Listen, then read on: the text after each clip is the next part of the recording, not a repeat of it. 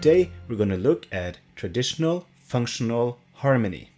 Basic functional harmony is something that every composer should know. It's been the basis of Western music for hundreds of years, from classical music, Romantic period, and later rock and pop and jazz music. All of these styles, if you want to understand the harmony or learn how to compose with those kinds of harmonies, you really need to know this first. This is the foundation. In this lesson, we're going to learn how to harmonize a major melody and also a minor melody, because those are a bit different and we need to know both to really know how to use this. And as always, I practice what I preach. So at the end of the video, I'm going to have two melodies, one in major, one in minor, and I'll harmonize them in different ways so you see how you can use these basic functional harmonies to really get going with your compositions. And the first scale we're going to look at is the major scale, because the major scale is like the basis of functional harmony. It's the one we're going to compare minor to later on, and you'll see why. So let's just start with C major because it's simple.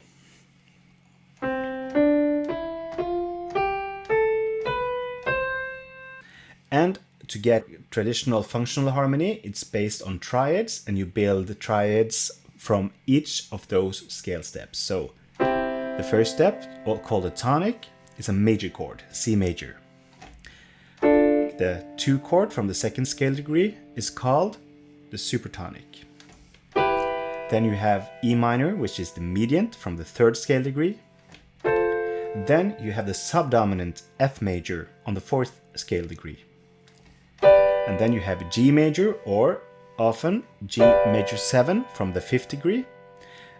This is the dominant. This is a very important function. Then you have A minor, the 6th scale degree, also called a submediant. And you have B diminished scale, which is the subtonic.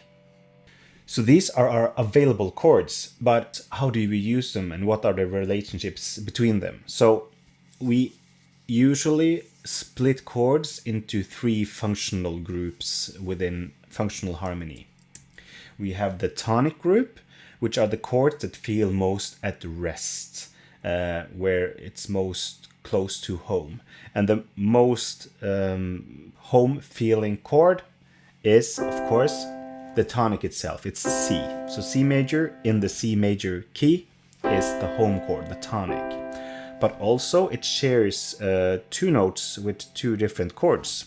The E minor can also be seen on belonging to the tonic group. It's not as home feeling as C major, but it's still a resting chord.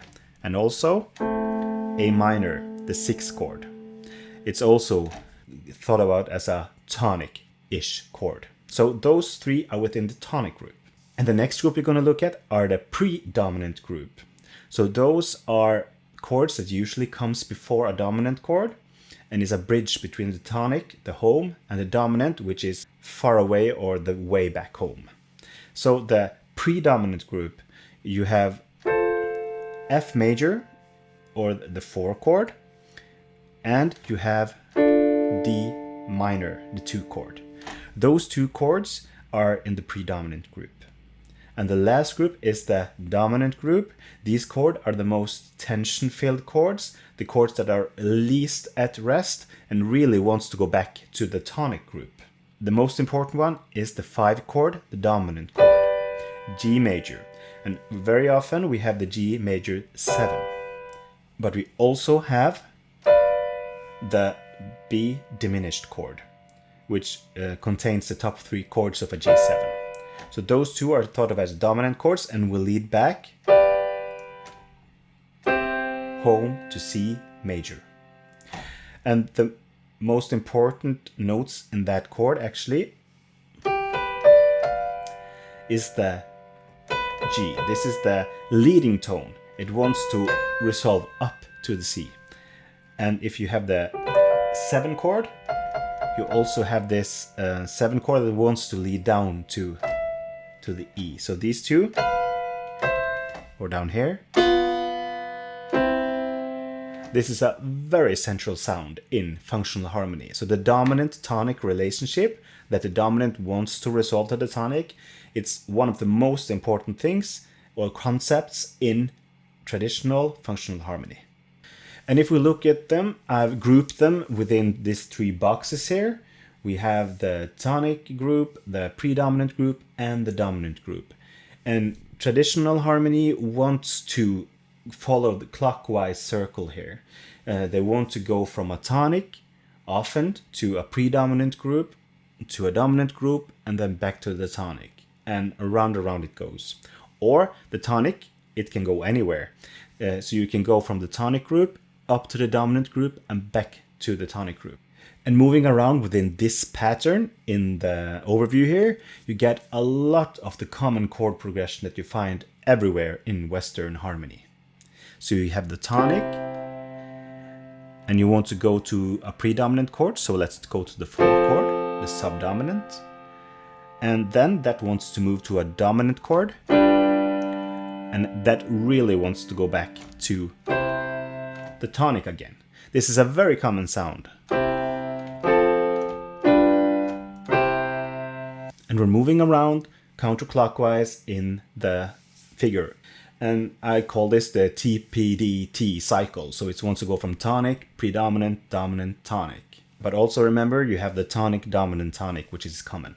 And also within the different groups, I've listed the different chords and in what order they are usually played. So if you're in the tonic group and you're on the tonic, the C major, but you want to prolong that feeling of home, but move a little bit away from it, you can go to E minor. And then you can go to A minor. Follow the lines. And that's a predominant group. We can go to the 4 chord, and we can follow the dotted line down to the 2 chord. And then we can go to the diminished chord and to the dominant chord, and then down to the tonic again. So you see, you can get a lot of chord progressions using this figure to find common chord progressions. And knowing that these are very common turnarounds is very good to know. So that's the TPDT cycle. In addition to the TPDT cycle, you should know cadences. And cadences, they are common endings in this cycle, and they are a great way to end phrases harmonically. And you have two kind of endings. You have something we call full stop, where you have a harmonic progression that is so strongly going back to the tonic that it feels like it's the end of the phrase at least, or maybe even the end of the piece. Or you have something we call commas, where you have an ending that is unfulfilled. It's not very pleasing. You know that, okay, this piece is not over. It's going to continue, and then have a full stop later. So it brings the piece forward. And you use these kind of cadences all the time. So you have the perfect cadence, and the perfect cadence, that's the most fulfilling ending it, and that's just the 5 to 1 chord. The dominant to the tonic. That's a perfect cadence. You also, though, have a plagal cadence where you go from a predominant chord, the 4 chord, and go down to the tonic. That's called a plagal cadence. So it's the Amen chord, used a lot in sacred music, in church music. Then we have the commas, the cadences that are unfulfilling.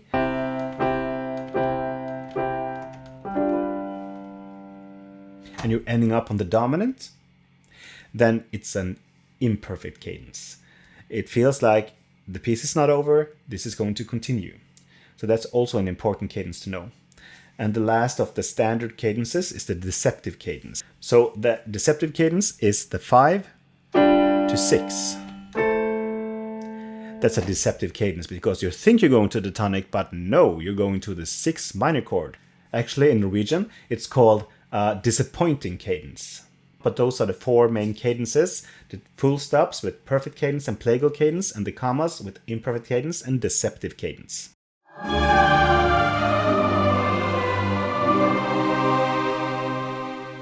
And now comes the story of the minor key, because the minor key is a little bit more complex than the major key. Let's do C minor.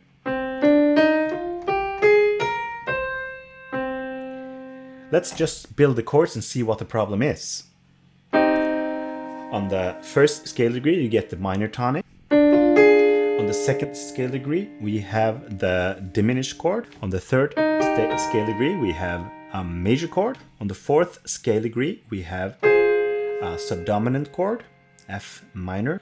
But then we get a problem, because when we get to the fifth scale degree, it's a minor chord. It's G minor, not G major or G dominant, because we are missing the leading tone, and this doesn't lead back to C minor. It's very at rest, this chord. It doesn't want to resolve to C minor, and that's a problem. But let's continue up the scale. On the sixth scale degree, we have A flat major, and then on the seventh scale degree, we have B flat major. And this can be extended to a dominant chord, but the problem is this dominant chord doesn't lead to C minor, it leads to E flat major. And if we're in E flat major, then that's a different key. So the problem with natural minor is that there is no leading tone going home. And then we don't get a dominant chord on the fifth scale degree. And this is essential to get functional harmony. The dominant tonic relationship is the strongest function in traditional functional harmony. So how did the composers of old solve the problem of the missing leading tone? Well, they just introduced the leading tone again. They moved the seventh scale degree up to a major seventh scale degree. And when you have the leading tone again, if you play the 5 chord, now you get a G major again and a G dominant, which leads back to C minor. And eureka, we have it. We can now have the strong dominant tonic relationship also in minor. The chords you get in harmonic minor, on the first scale degree, you still get the minor chord, the tonic. On the second scale degree, you still get the diminished chord. But on the third scale degree, you get this augmented chord, and this is not very usable in functional harmony. It's a super cool chord, and I'll make videos about the augmented chord later, and also a lot of other cool harmonic concepts. But for now, in functional harmony, that's not very useful. You still get a minor chord on the fourth degree, subdominant is still minor, and you get that lovely dominant chord on the fifth scale degree. On the sixth scale degree, you get A flat major still, and since you've raised the leading tone, you now get the diminished chord on the seventh scale degree. So you have that dominant function also on the seventh scale degree. So the only problem with this is the augmented second here. It's got a very exotic sound. It's not that usable in every situation. So to make something more melodic, they start using something we call now the melodic minor. They also raised the sixth scale degree to a major sixth instead of a minor sixth. And then you get the melodic minor. And the melodic minor is useful for creating melodies, because when you're going up to the first scale degree, you want something that can lead upwards. And when you go down from the tonic, you want something that leads downwards, so you use a natural minor scale.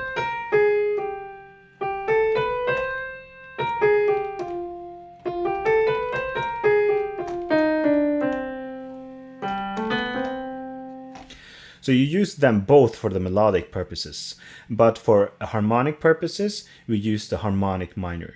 We have what we need from that scale. So instead of 7 standard chords that are used in functional harmony for minor, we have 8. We have the tonic, the diminished chord on the second scale degree, the major chord on the third scale degree, the median, the minor subdominant, and the dominant chord, the major chord on the sixth scale degree. We still use, for natural minor, a B major or a major on the seventh scale degree, the subtonic, but we can also have the diminished subtonic. So both of these are usable. So with all that in mind, let's group the chords within a tonic, predominant, and a dominant group again, and look at TPDT cycle. So let's just play a little bit with the TPDT cycle now. Let's do the most standard. That's a tonic to a predominant. This is a subdominant. And let's just go to the dominant.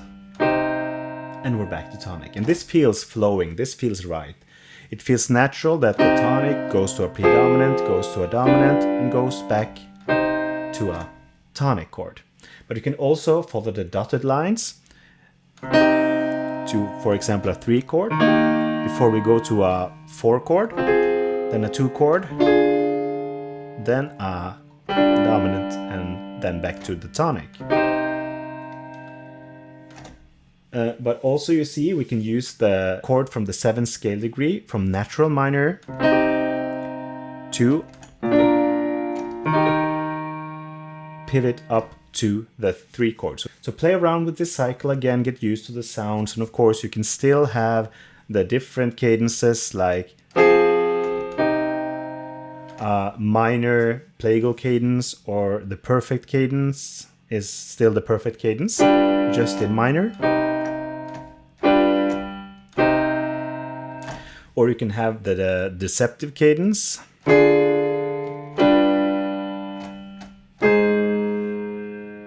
which is a surprising cadence, or you could have imperfect cadence that just ends on 5. So it can be 2 to 5, it can be 4 to 5, it can be 1 to 5.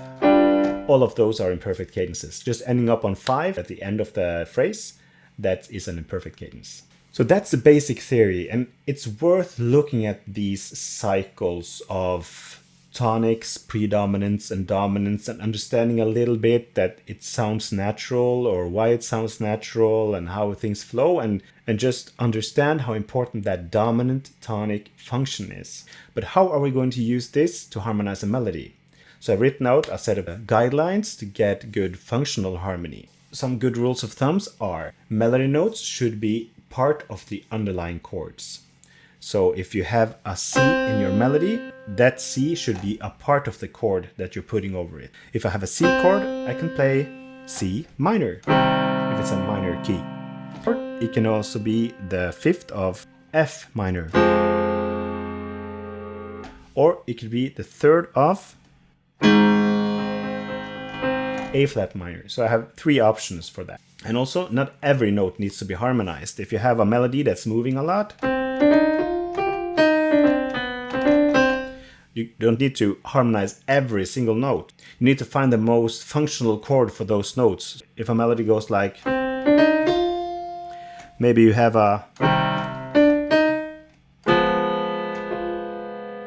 just 2 chords for all those notes, because you don't need to harmonize everything in between it. The most important things are the heavy beats. The heavy beats are the most important beats to harmonize. And if a melody outlines a particular chord, like the melody goes, it's very hard to use any other chord than C minor, because it's the 5th, the 3rd, and the root of C minor. So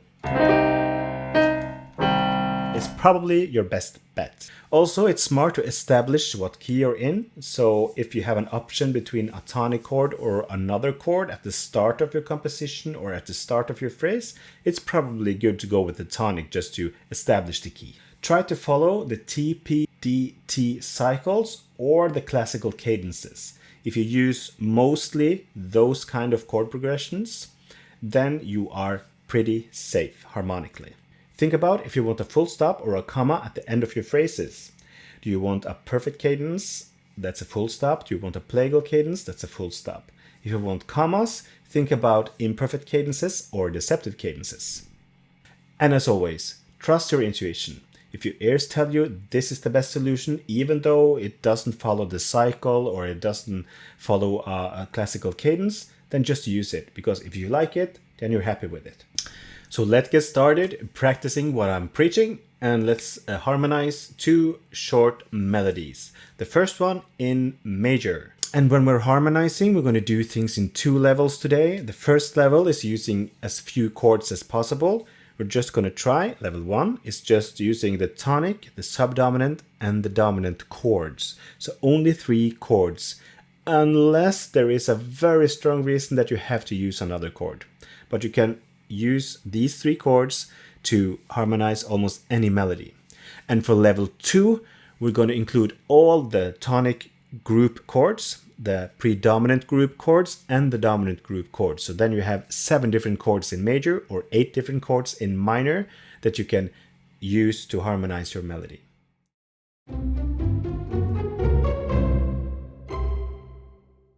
So let's start harmonizing a major melody. And now we have the most exciting melody in the world. No, it's not. It's Twinkle Twinkle Little Star.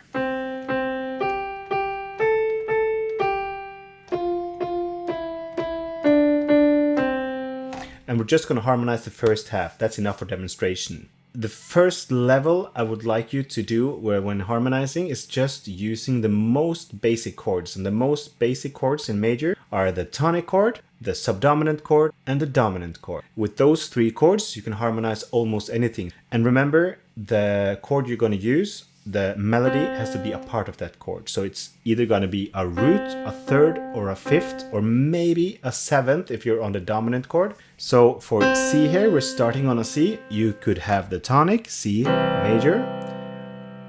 It could also be the 5th of the subdominant, F major.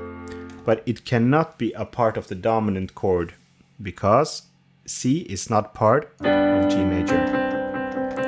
So we have 2 options here. It's either C or F. And remember what I said about trying to establishing your key? I would start with the tonic chord because it shows we're in C major. So the first chord is going to be C. And repeat that. And then the melody jumps up here on the G, and that can either be still C, it can be the 5th of the C, or it can be the root of the dominant chord. And sometimes you need to use your intuition and just think about what do you want for a sound. The next note is an A, and the only chord I can use if I'm going to use tonic, subdominant, or dominant is the subdominant. It's a 3rd of F. And maybe I don't want to go from a just yet. So I think I'll go with the C chord. The first chord is C major. The next 2 notes are still C, I think, so just keep that. And here we have no choice. We have to use the F major because it's the only chord of those 3 we're using that fits. So, and then we come back here. We can either go to the dominant chord, but then if you do that, let's just show you what we got so far.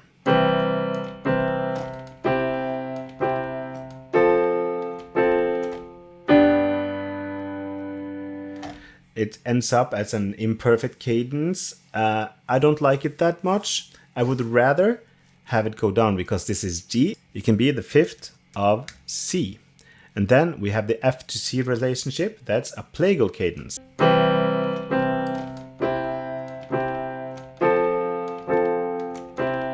And that sounds the best to me.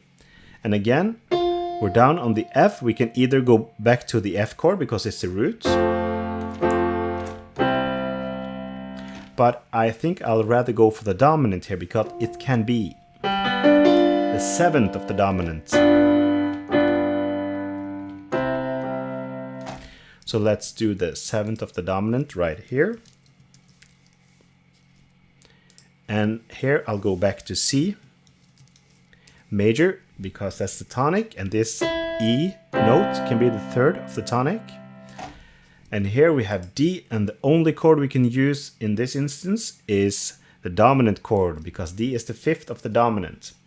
It doesn't fit with the subdominant, it doesn't fit with the tonic, then it's the dominant we're going to use.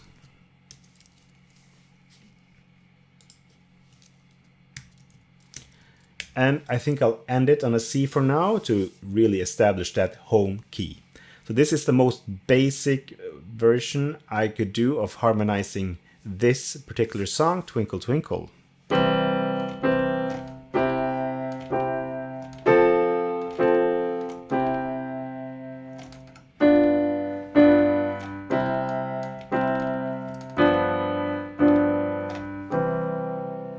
And it works. It's simple, it's maybe a bit boring, but boring is sometimes good. You don't always want something very challenging. But let's include the other chords in the key. Let's go to level 2, where we don't use only tonic, subdominant, or dominant, but we can use all the chord in the tonic group, the predominant group, and the dominant group. So the first thing I'm hearing that now we have more options per note. So I think I'll stay with the C for the first 2 notes. We want to establish the home key still, but on the G here, we don't have to go to the dominant only. We can still stay in a tonic kind of sound, prolonging the tonic by playing E minor, because that's the third of E minor.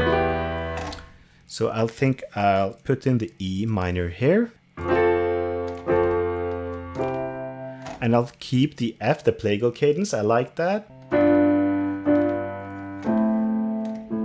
But here we have a possibility to go to a deceptive cadence. Instead of going back to C, we can go to A minor. The F note can be the 7th of the G7 chord, and the E can be the 5th of the A minor chord. Then we get a deceptive cadence. And then we can go back to the dominant and the tonic at the end to get a nice ending of the song. So let's play it together.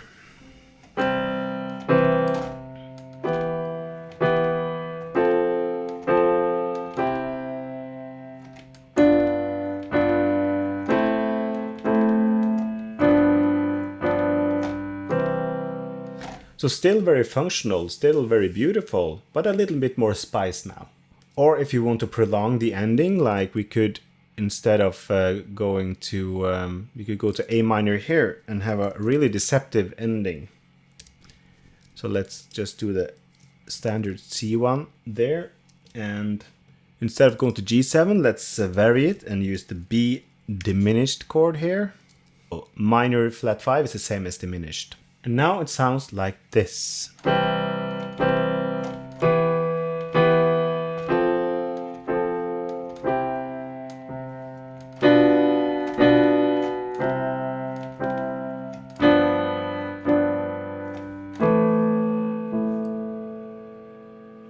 And it does not feel that the song is over.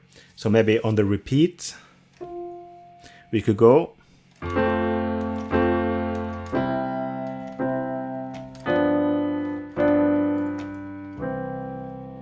To end it properly.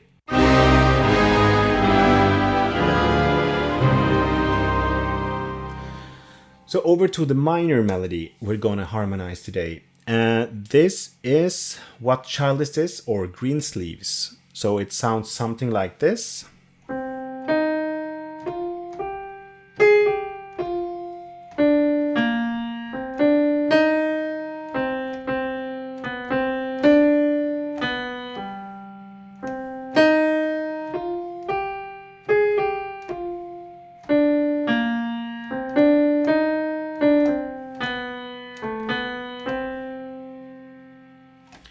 So we're just going to harmonize the first part of the melody.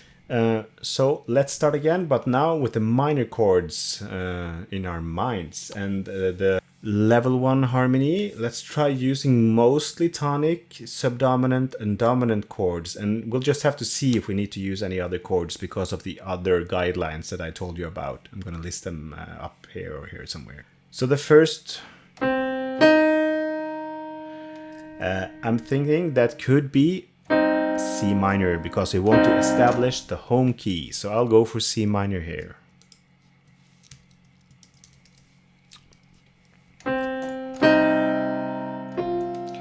And we don't need to harmonize the next note, this F here, because it's just a passing note.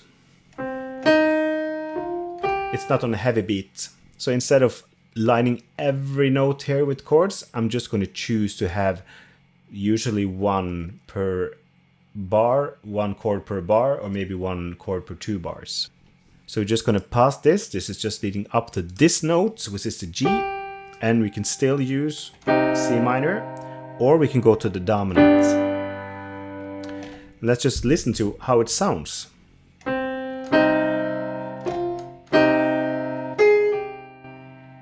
that sounds very natural to me, just staying on the C minor. Let's try the dominant.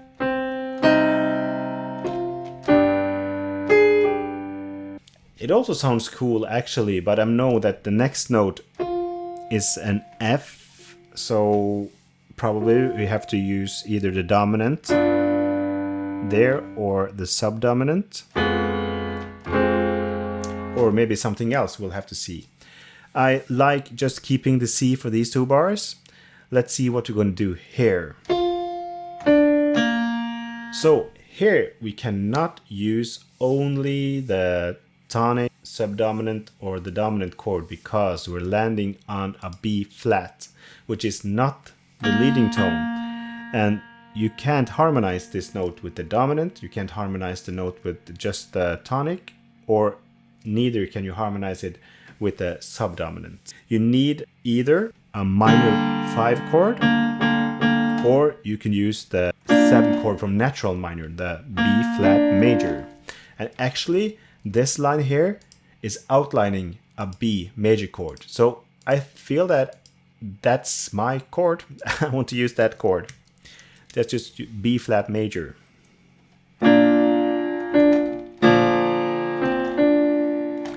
And we'll just treat these as passing chords to this chord again. So, and again we have C minor.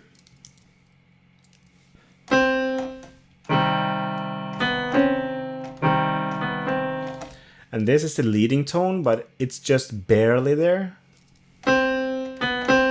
So I'll just keep the C minor for these two bars. And then we're actually outlining the dominant triad. So no brainer, when we're outlining a chord, it's probably that chord we want to use. So I'm just gonna write G7 here to show that it's a dominant chord. This is just an upbeat to the next bar. Let's just keep it for 2 bars. And again, I'll use C minor because it's the third in C minor. None of the other chords fit yet on level 1. This is the same phrase as this one, so I'll just keep the same chords. And this is the same as this one, so it's going to be a B major. And here is a new phrase.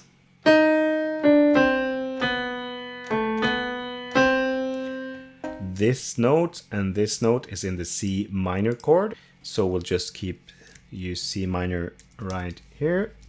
But now we have to change because this is a leading tone. And it's strongly emphasizing the leading tone. And the leading tone, well, then we have to use a dominant chord. So just use G7. And we're landing on C. For me, it's a no-brainer. Let's go back to C to establish the home key. So now we have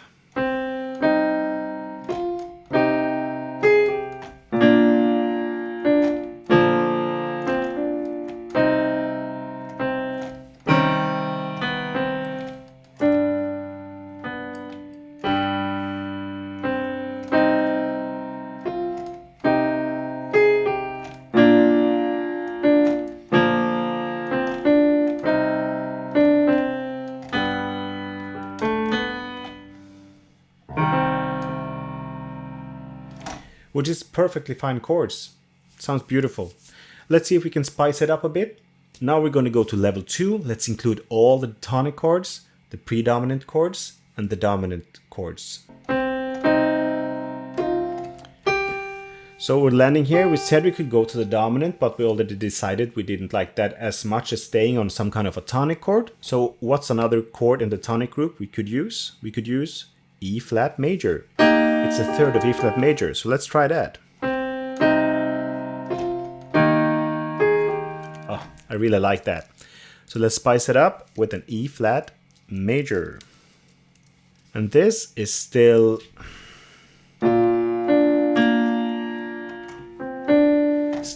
B flat major because it's outlining the chords. I'm just not going to do any changes here. But then we're back at C minor.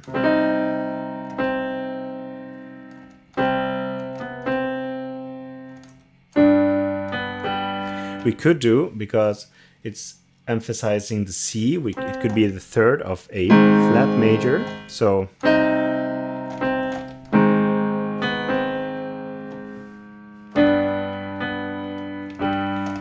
the only thing is that this little leading tone here is creating a temporary minor to major. So it's got a little bit of a sound to it, but I actually like it. So I'm just going to change it to A flat major because my intuition says it sounds cool. So I think it sounds cool. And then here we emphasize the G chord still. So I'm going to keep the dominant chord. And here we're back to C major, and we can do the same trick again with the E flat. And we're going to keep the B here because this outlines a B. This is the C, G. I'm just going to keep the rest as it is. But we introduced an E flat chord a couple of places and an A flat major chord. So let's listen to how it sounds now.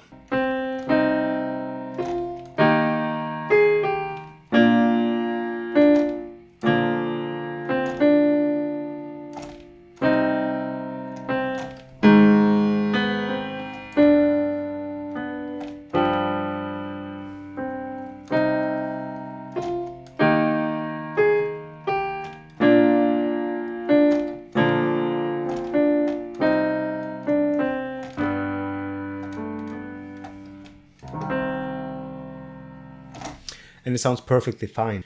And of course, instead of C minor here, I could go with the A flat major here as well.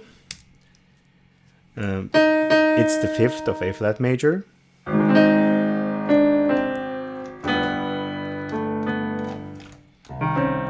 So I like that. Let's do that.